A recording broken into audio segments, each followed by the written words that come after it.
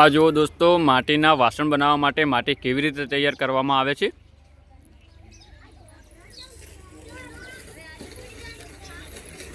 આ માટી પહેલાં માટીની રબડી બનાવી અને બહાર કાઢવામાં આવે છે। 2 દિવસ અહીંયા પડી રાખી અને એના પછી આને મશીનમાં મુલાયમ બનાવીને માટીના વાસણ પણ બનાવવામાં આવે છે। સામે તમે કુંડી પણ જોઈ શકો છો। ચલો તમને હું કુંડી પણ બતાવી દઉં। એ કુંડીમાં અમે માટીની રબડી બનાવીએ છીએ દોસ્તો।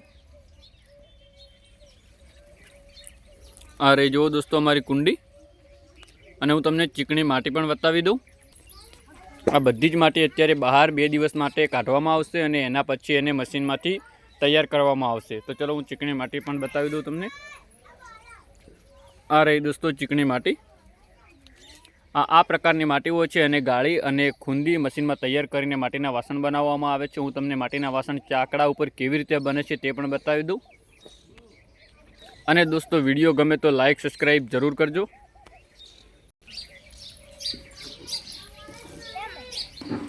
તો દોસ્તો તમે જોઈ શકો છો ચાકડા ઉપર કેવી રીતે નાના નાના માટીના વાસણ બનાવવામાં આવે છે। તમે શું બનાવી રહ્યા છો અત્યારે? અત્યારે અમે દિવાળીના જે કુલર આવે છે, નાની કુલડી બનાવી રહ્યા છીએ। અને દિવાળીના જે કોળિયા કે છે પણ કોળિયા પણ બનાવીએ છીએ। એવી ઘણી નાની મોટી અમે આઈટમ બનાવીએ છીએ। નાની મોટી ઘણી બધી આઈટમો બનાવી રહ્યા છે દોસ્તો। આ એક સુંદર કલાકારી છે દોસ્તો। તમે આ બાજુ પણ જોઈ શકો છો, એક મોટર પર 2 ચાકડા ફરે છે અને બંને ચાકડા પર માટીના વાસણો બનાવી રહ્યા છે। અને તમે કટલરી આઈટમમાં શું શું બનાવો છો તે પણ અમારા દોસ્તોને જણાવી દો જરા।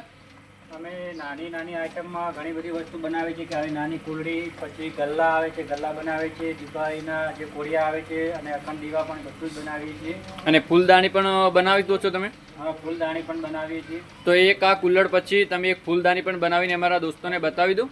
હા, ફૂલદાણી પણ તમને બતાવી દઈશું। અને આપણા સબસ્ક્રાઈબરને શું કહેવા માગશો તમે? તો જેટલા પણ આપણા સબસ્ક્રાઈબ જોઈ રહ્યા છે બધા ચેનલને સબસ્ક્રાઈબ કરજો, લાઈક કરજો અને વિડીયો ગમે તો આગળ શેર કરજો। તો દોસ્તો આ એક માટી કલા, પ્રાચીન કલાઓમાંથી એક કલા છે દોસ્તો। જરૂર સપોર્ટ કરજો માટી કલાને। તો ચલો હું તમને ફૂલદાણી પણ બનાવીને બતાવી દે ભાઈ આપણને।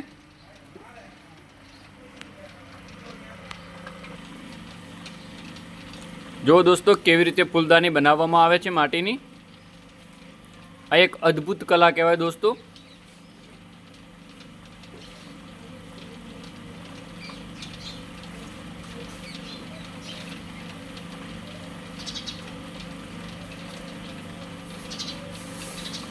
આનો ઉપયોગ દોસ્તો તમે તમારા ઘરમાં, ઓફિસ, ગમે ત્યાં ડેકોરેશન માટે ઉપયોગ કરી શકો છો। આની અંદર તમે એક ફૂલ લગાવી દો અને આને કલર પણ કરવામાં આવે છે।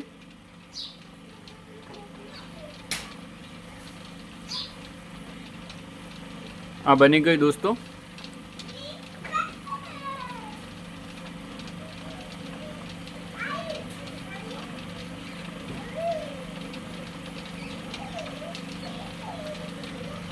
કેટલી સરસ મજાની બનાવી છે જુઓ દોસ્તો। તો આપણી ફૂલદાની તૈયાર છે।